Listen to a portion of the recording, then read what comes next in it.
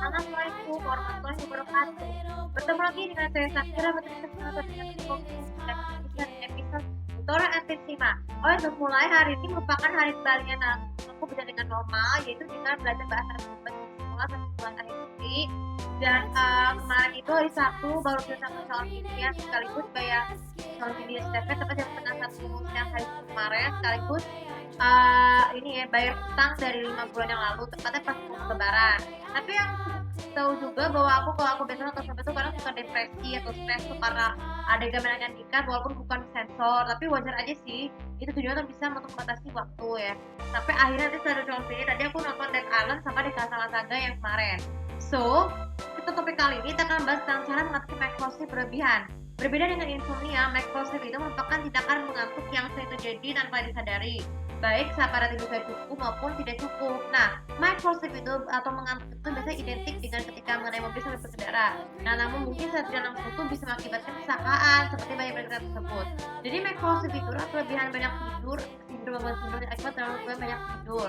Saat tidak langsung itu bisa berbagai kesehatan juga, baik kesehatan jantung, peredaran darah ataupun ketidakmampuan otot dan otot sendi dan tulang bergerak. Nah, bagaimana mengatasi microslip berlebihan? Pertama, untuk mengatur kamar tidur.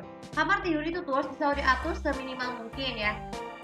Dengan dinding tanpa retak, terus juga kualitas penerangan yang cukup, terus juga pendingin udara yang cukup ya.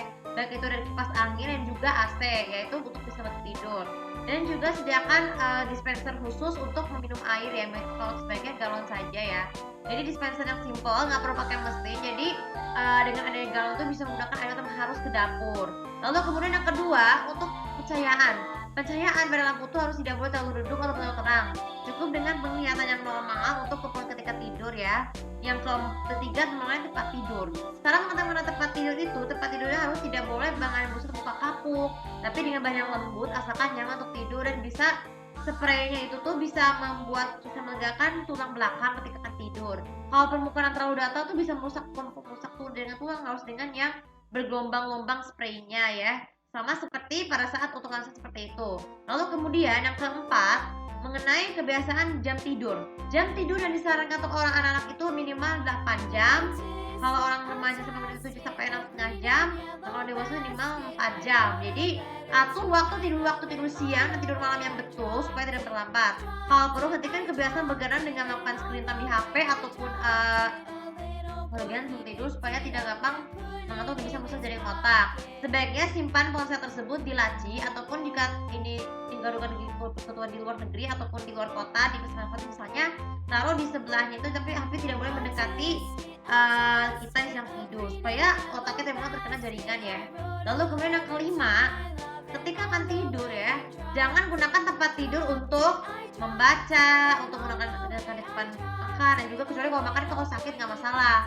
Itu sebenarnya dari rumah sakit supaya tidak menghentikan kebiasaan tersebut microslip berlebihan ya. Kalau bisa hindari pemberian kopi ya untuk anak-anak tuh supaya cukup dengan muka saja ya.